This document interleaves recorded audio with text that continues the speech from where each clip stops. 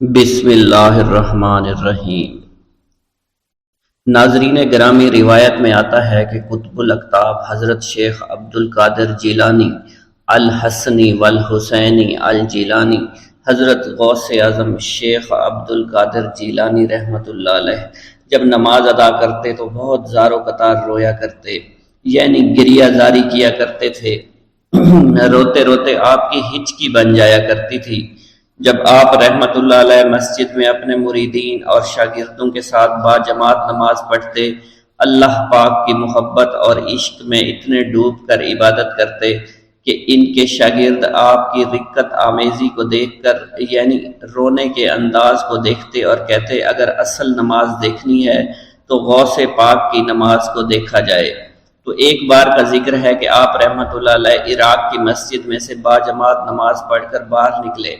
آپ کے مریدین بھی آپ کے ساتھ تھے۔ آپ نے دیکھا کہ اسی محلے میں کچھ بچے اخروٹ کے ساتھ کھیل رہے ہیں۔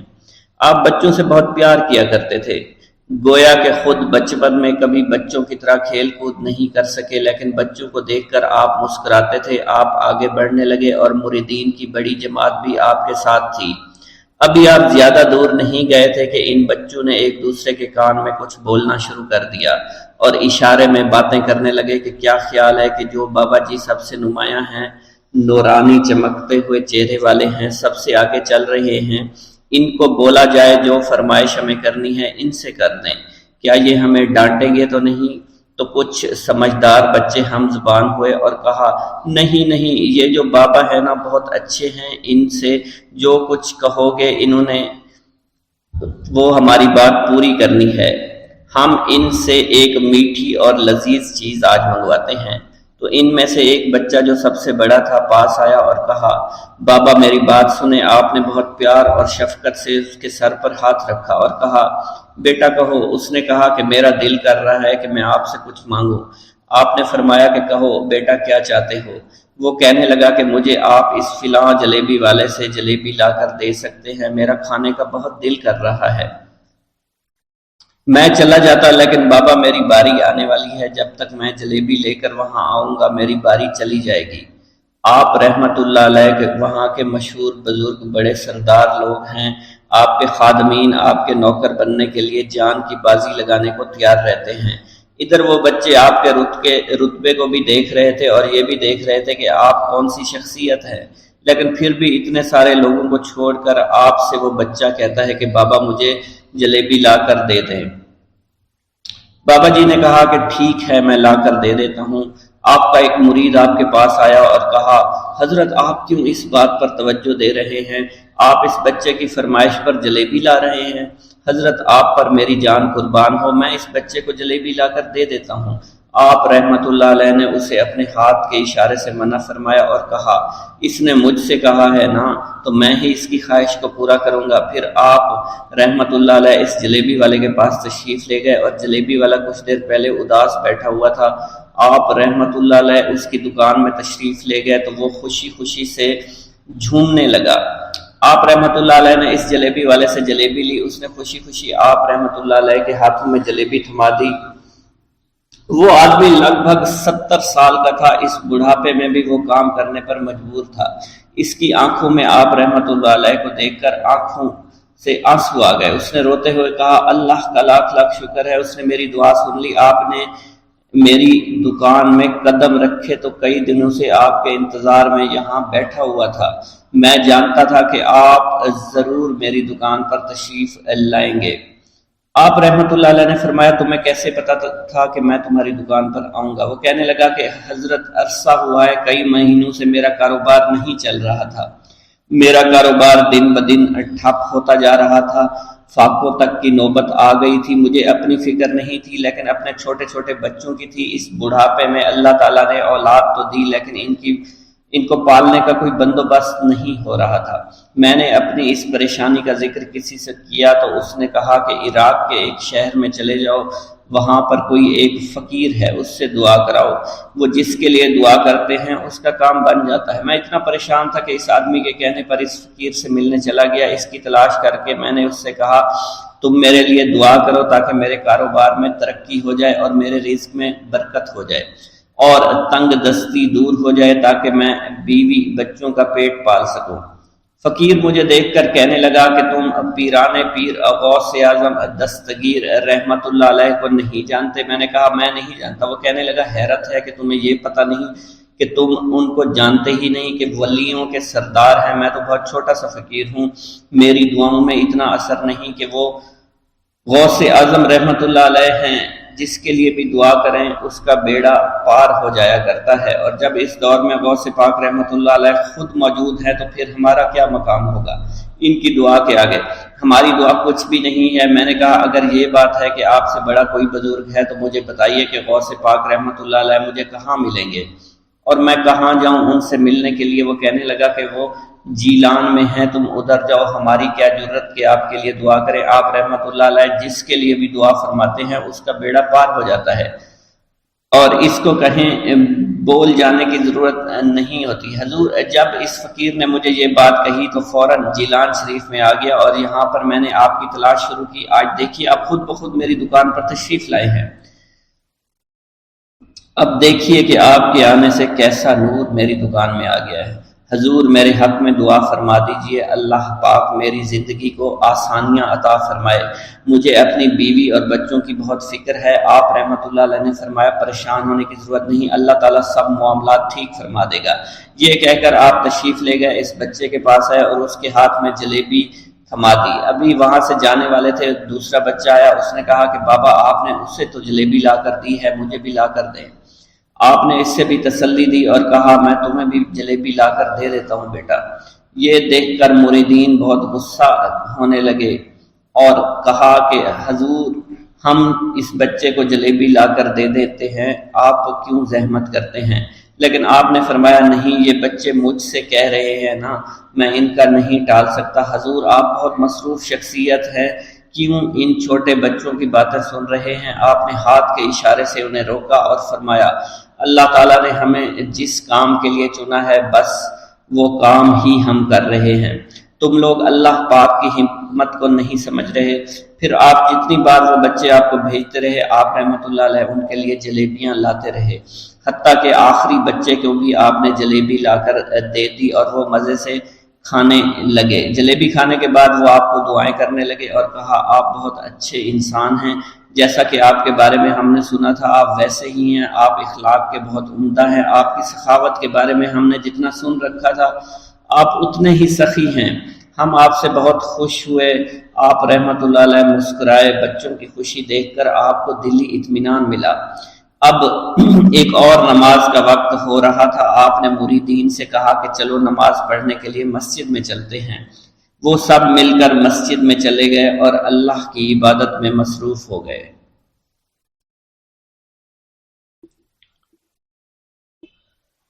ایک گاؤں کے بارے میں کہا جاتا تھا کہ جہاں قدرت کی بے پناہ نعمتیں تھیں، اللہ پاک نے وہاں کے لوگوں کو مالا مال کیا ہوا تھا۔ ایسی نعمتیں کہ جن نعمتوں کو دیکھ کر انسان اکثر مغرور ہو جایا کرتے ہیں، مگر وہاں پر کچھ مسلمان تھے، اور سب سے بڑی اور بری بات یہ تھی کہ وہاں کے تمام لوگ کافر تھے۔ وہ کفار اپنی دولت پر بہت فخر کیا کرتے تھے، کیونکہ ان میں ہر ایک انسان بہت دولت مند تھا، ہر ایک کے پاس بے بہا پیسے تھے، کسی کو پیسوں کی کمی نہیں تھی۔ وہاں کے سردار کی ایک اکلوتی بیٹی تھی جس کو سردار بے پناہ پیار کرتا تھا۔ اس سردار کی بیٹی بے پناہ مغرور، ظالم، گھمنڈی تھی۔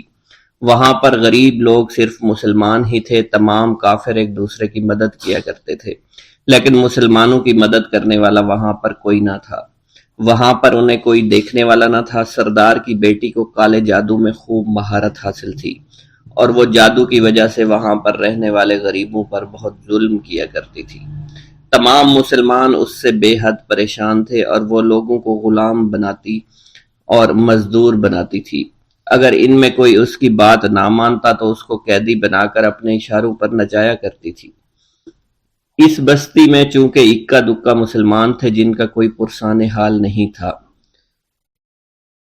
کوئی بھی ان کو بچانے والا نہیں تھا۔ جب وہ سردار کی بیٹی کے ظلم حد سے بڑھ گئے تو مسلمانوں میں سے ایک بوڑھے شخص نے اللہ کے حضور گڑ گڑا کر دعائیں کی، اے اللہ ہمارے چند نسلیں جو یہاں پر بچی ہوئی ہیں ان نسلوں کو تو بچا لے۔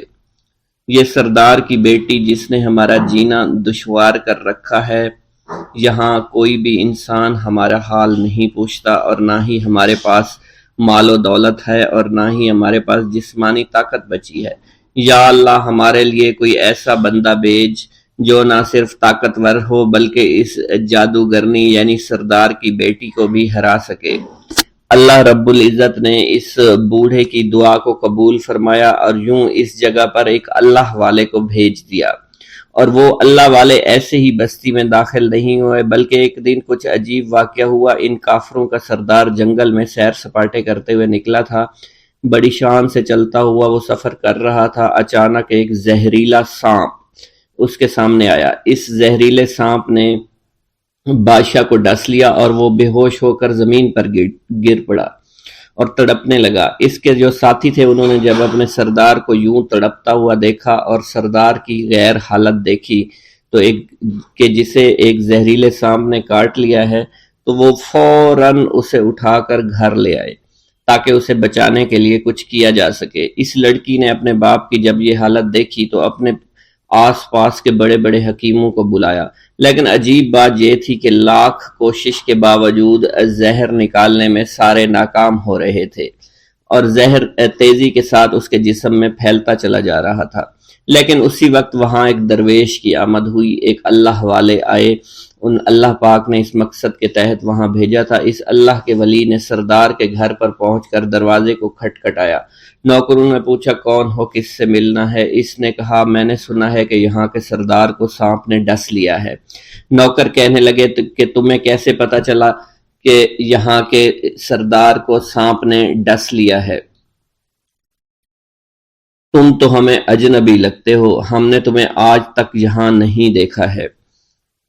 اس نے کہا میں مسافر ہوں اور مجھے خبر ملی ہے کہ یہاں کے سردار کو ایک زہریلے سانپ نے ڈس لیا ہے اور کوئی بھی اس کا علاج نہیں کر پا رہا۔ نوکروں نے کہا تم کون ہو؟ اللہ والے نے کہا میں حکیم ہوں اور میں ان کے علاج کے غرض سے یہاں آیا ہوں۔ وہ نوکر اللہ والے کی حالت دیکھ کر ہنسنے لگے کیونکہ آپ نے پھٹے پرانے کپڑے پہن رکھے تھے اور دیکھنے سے بہت غریب معلوم ہوتے تھے۔ وہ نوکر کہنے لگے کہ اتنے بڑے سردار کا علاج کرو گے؟ ارے یہاں تو اس کے پاس بڑے بڑے حکیم بلائے گئے ہیں، ہمارے سردار کے پاس پیسوں کی کوئی کمی نہیں ہے، اور وہ تم جیسے غریب سے بھلا کیوں علاج کروائیں گے؟ درویش نے کہا اگر تم چاہتے ہو تمہارے سردار کی جان بچ جائے پھر مجھے اندر جانے دو۔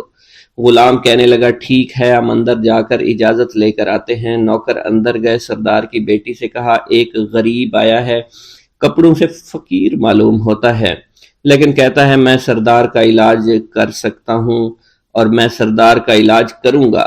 جو زہر تیزی کے ساتھ جسم میں پھیل رہا ہے میں اس کو باہر نکال پھینک کروں گا۔ اس کی بیٹی کہنے لگی ٹھیک ہے بلا لو۔ جب وہ اللہ والے اس کے گھر کے اندر گئے تو دیکھا سردار تڑپ رہا تھا، ٹانگ کو بار بار بستر پر پٹخ رہا تھا۔ اللہ والے نے اس کے پیر کی طرف دیکھا جہاں سانپ نے اس کو کاٹا تھا، اسی جگہ اللہ والے نے تھوک دیا، فوراً وہاں سے بھاگ گئے۔ اس کے سارے سپاہی اس کی بیٹی دیکھ کر حیران رہ گئے کہ یہ بھلا کون سا دیوانہ ہے، کمرے میں آیا، علاج کی بجائے اسی جگہ پر تھوک دیا جہاں صرف کاٹا تھا، اور بھاگ بھی گیا، اس کو کوئی گرفتار نہیں کر سکا۔ سردار کی بیٹی غصے میں تل ملا اٹھی کہ اس نے جو گستاخی کی ہے اس کی کوئی بات نہیں، تھوک کو میں صاف کروا دوں گی، مگر اس کو تو میں ابھی گرفتار کرواتی ہوں۔ اور اس نے اپنے سردار کے ایک نوکر سے کہا کہ اس تھوک کو صاف کرو۔ اس نوکر نے تھوک کو صاف کرنے کی بجائے اس کو اچھی طرح سے ٹانگ پر مل دیا۔ لڑکی نے کہا کیا کر رہے ہو؟ اس فقیر نے میرے باپ کی ٹانگ پر تھوک دیا، اب اس تھوک کو تم مل رہے ہو؟ حکیم نے اپنے ہاتھ کے اشارے سے سردار کے بیٹے کو روک دیا۔ جیسے اس تھوک کو سردار کی ٹانگ پر ملا گیا فوراً سارا زہر ختم ہو گیا۔ جو ٹانگ کٹنے کے قابل تھی وہ ٹانگ بالکل ٹھیک ہو چکی تھی، جو نیلی پڑ چکی تھی اب اصلی حالت میں آہستہ آہستہ واپس آ رہی تھی، اور جب وہ قبیلے کا سردار بالکل ٹھیک ہو گیا، ہوش میں آ گیا تو حیران رہ گیا۔ اسے بتایا کہ فقیر بابا کے تھوک کی وجہ سے آپ ٹھیک ہوئے ہیں۔ اس نے کہا وہ بزرگ تو ہمارے لیے مسیحا ہے، تم لوگوں نے انہیں جانے کیوں دیا؟ انہیں میرے پاس لے کر آؤ، انہوں نے ہم پر بہت بڑا احسان کیا ہے، ہم اس کے احسان کا بدلہ ضرور چکائیں گے۔ اس کی بیٹی جو خاموشی سے باپ کو دیکھ رہی تھی، اس نے کچھ بھی نہ کہا۔ گاؤں کے سردار کے کہنے پر سارے سپاہی اللہ والے کو ڈھونڈنے کے لیے نکل گئے۔ وہ چاروں طرف پھیل گئے، لیکن کہیں بھی اللہ والے کا پتہ نہیں چل رہا تھا۔ پھر جب سپاہی تلاش کرتے کرتے جنگل میں داخل ہوئے، وہاں ایک درخت کے نیچے ایک آدمی کو عبادت کرتے ہوئے دیکھا۔ وہ غور سے اس کو دیکھ رہے تھے اور کہہ رہے تھے، یہ کس طرح کی عبادت کر رہے ہیں؟ ہم لوگ تو اپنے بتوں کے آگے ہاتھ جوڑتے ہیں، یہ نہ جانے کس کو سجدہ کر رہے ہیں۔ خیر، عبادت کے فوراً بعد اللہ والے کو پکڑ لیا، گاؤں کے سردار کے سامنے پیش کیا۔ وہ کہنے لگا، آپ کون ہیں اور کہاں سے آئے ہیں؟ سب سے پہلے تو میں گستاخی کی معافی چاہتا ہوں، میرے لوگوں نے آپ کے ساتھ بڑی بدتمیزی کی، لیکن آپ کی وجہ سے آج میں زندہ ہوں۔ ہم گناہ گاروں کی وجہ سے آپ جیسے لوگوں کو بہت تکلیف ہوئی ہے، اس لیے میں معذرت چاہتا ہوں۔ آپ سے درخواست کرتا ہوں کہ آپ میری طرف سے یہ قیمتی لباس یعنی کپڑے اور عربی گھوڑا قبول کیجئے۔ اللہ والوں نے اس کی طرف مسکرا کر دیکھا اور کہا، یہ گھوڑا، یہ لباس بہت قیمتی ہے، مگر یہ لباس پہن کر اس گھوڑے کے لیے گھاس کاٹوں گا تو کیا اچھا لگوں گا؟ سردار نے کہا، فکر نہ کریں، گھوڑے کے ساتھ ساتھ ہم آپ کو نوکر بھی دیں گے۔ اللہ والے نے کہا کہ اتنی مال و دولت اور نوکروں کے ساتھ میں اکیلا رہوں گا؟ گاؤں کا سردار بولا، حضور آپ کی یہ بات سن کر میں سوچ میں گم ہو گیا ہوں، لیکن یہ میری بیٹی آپ کے سامنے حاضر ہے۔ بیٹی حیرت سے اپنے باپ کو دیکھ رہی تھی کہ میرا باپ اب کیا کہنے والا ہے۔ سردار نے کہا، میری بیٹی جسے آپ نے دیکھ لیا ہے، اس کی شادی میں آپ سے کر دوں گا، مگر ایک شرط ہے کہ آپ کو اپنے مذہب کو چھوڑنا پڑے گا۔ میرے سپاہیوں نے آپ کو عبادت کرتے ہوئے دیکھا ہے، جہاں تک ہمارے معمولات ہیں ہم بتوں کے آگے سجدہ کرتے ہیں اور ان کی عبادت کرتے ہیں، اور آپ جس کے آگے سجدہ کرتے ہیں وہ اللہ ہے، یعنی آپ مسلمان ہیں، اس لیے آپ کو اپنا مذہب چھوڑنا پڑے گا۔ کیا آپ ایسا کر سکتے ہیں؟ اللہ والے نے کہا کہ مجھے ایک بات بتائیے، آپ سب کچھ دیکھ رہے ہیں، آپ نے مجھے یہ بھی دعا دی کہ میری اولادیں ہوں اور آپ کی نسل آپ کی بیٹی سے چلے گی۔ مجھے ایک بات بتائیں، اگر ان بچوں میں سے کسی بچے کو خدا نہ خواستہ کچھ ہو گیا تو کس کو رونا پڑے گا؟ سردار نے جواب دیا، اگر خدا نہ خواستہ کچھ ایسا ہوا تو رونا مجھ کو ہی پڑے گا۔ اللہ والا نے مسکرا کر کہا، اگر یہ سارا مال لے کر مجھے رونا ہی پڑا تو آپ اپنا گھوڑا، اپنی دولت، اپنی بیٹی، ہر چیز اپنے پاس رکھ لو۔ میں خوش ہوں، میں مسلمان ہوں، میں ٹھیک ہوں۔ اگر یہ تمام چیزیں لے کر مجھے اپنا محلہ چھوڑنا پڑے تو میں اپنی جان دے کر بھی اپنے مذہب کو نہیں چھوڑوں گا۔ جس طرح آپ نے مجھے نوازا ہے، میں اسی رب کے دین کو چھوڑ کر چلا جاؤں گا۔ صرف چند پیسوں کی خاطر میں ہر دن پیسہ نہیں کر سکتا، اور اپنی درویشی میں بہت خوش ہوں۔ اللہ نے مجھے جس مقصد کے لیے بھیجا تھا وہ میرا مقصد پورا ہو جائے گا۔ گاؤں کے سردار نے پوچھا، یہ کہہ کر وہ اللہ والے جانے لگے تو سردار نے درویش کو رک جانے کا کہا اور کہنے لگے، میں نے مال دے کر تمہیں آزمایا اور تمہیں پرکھا، لیکن تم اپنے مذہب کو چھوڑنے پر راضی نہیں ہو۔ اگر تم یہی سب کرنے آئے تھے تو تمہیں اس بات کا ڈر نہیں؟ کیا تم نہیں جانتے ہم کتنے طاقتور ہیں، اور میری بیٹی اپنے عمل میں اتنی ماہر ہے کہ تمہیں یہاں کھڑے کھڑے ابھی جنگلی جانور بنا سکتی ہے۔ اللہ والے نے کہا کہ اس نے جنگلی جانور کمزور لوگوں کو بنایا ہوگا، یہ مجھے جانور بنا کر تو دکھائے۔ اس سے پہلے کہ گاؤں کا سردار اپنی بیٹی سے کچھ کہتا کہ اس پر وار کرو، اللہ والے نے جادوگرنی پر ایسی پھونک ماری کہ وہ اسی وقت ایک بہت بڑی چھپکلی بن گئی۔ وہ کچھ بھی نہیں کر پا رہی تھی، وہ چھپکلی اتنی بڑی تھی کہ وہاں پر جتنے بھی انسان کھڑے تھے ان سب میں سب سے زیادہ اونچا اس کا قد تھا۔ وہ چھپکلی اللہ والے کے پاس آئی، اپنا زہر اس پر اگلنا چاہتی تھی کہ اسی وقت اس نے اس کے منہ پر تھوک دیا۔ تھوکنے کی دیر تھی، وہ چھپکلی جلنے لگی اور جس سے گرمی کی وجہ سے اس کا چہرہ پگھل رہا تھا، اس کا چہرہ جل کر کالا ہو چکا تھا۔ وہ مرنے والی تھی کہ سردار دوڑتا ہوا قدموں میں آ کر گر پڑا اور معافی مانگنے لگا اور کہنے لگا، حضور اس گستاخی کے لیے میں معذرت خواہ ہوں، آپ مجھے معاف کر دو، میں نے سچ میں آپ کو بہت کمزور سمجھا تھا۔ آپ کو آپ کا مذہب سے ہٹانا چاہا تھا۔ اگر میری بیٹی ٹھیک ہو جائے تو میں سچ کہتا ہوں یہاں پر جتنے لوگ ہیں ہم پوری کی پوری بستی مسلمان ہو جائیں گے۔ اللہ والے نے کہا کہ ہم تمہیں اپنے دین میں شامل کرنے کے لیے یہ سب نہیں کر رہے، بلکہ تم لوگ مسلمان بھائیوں پر جو ظلم کرتے ہو وہ ظلم کو ختم کرنے کے لیے ہم یہاں آئے ہیں۔ ہمارے دین میں جبر اور ظلم نہیں۔ اگر تمہارے بیٹی سے انسان بن کر سدھر جاتی ہے تو اس کو اس کی اصلی حالت میں لانے کے لیے میں خود کو اللہ کی بارگاہ میں پیش کروں گا اور دعا کروں گا۔ سردار کہنے لگا کہ ہاں ہاں میری بیٹی اصلی حالت میں اگر آ جائے تو پھر ہم کسی پر ظلم و ستم نہیں کریں گے، اور میں دل سے اپنی بیٹی کے لیے معافی چاہتا ہوں۔ آج سے یہ کوئی بھی جادو ٹونا اور مسلمانوں کو تنگ نہیں کرے گی، اور نہ ہی کسی مسلمان پر یہ ظلم اور جبر کرے گی۔ بس آپ اسے دوبارہ سے انسان بنا دے۔ اللہ والا نے چھپکلی پر دوبارہ سے پھونک ماری تو پھر سے انسان بن گئی، اور اللہ والے کے قدموں سے وہ لپٹ گئی، کہنے لگی مجھے معاف کر دیجئے، مجھے معاف کر دیجئے، میں نے اپنے آپ کو بہت طاقتور سمجھا۔ اس لڑکی کا آدھا چہرہ جل چکا تھا اور کالا ہو چکا تھا۔ وہ کہنے لگی کہ آج اپنے باپ کے ساتھ میں آپ کے دست مبارک پر مسلمان ہونا چاہتی ہوں۔ میں وعدہ کرتی ہوں کہ آج سے اس بستی پر کوئی بھی کافر کسی مسلمان کے ساتھ بدتمیزی نہیں کرے گا، زیادتی نہیں کرے گا، ظلم اور جبر نہیں کرے گا، بلکہ ہم سب یہاں مل جل کر رہیں گے اور بھائی چارے کے ساتھ رہیں گے۔ ہم سب مسلمان ہو جائیں گے، اور پھر یوں اللہ والے کے ہاتھوں پوری بستی کا سردار اور اس کی بیٹی نے اسلام قبول کر لیا، اور سردار نے اللہ والے سے اپنی بیٹی کا نکاح کر دیا، اور پھر اس بستی میں ہمیشہ کے لیے امن و امان قائم ہو گیا۔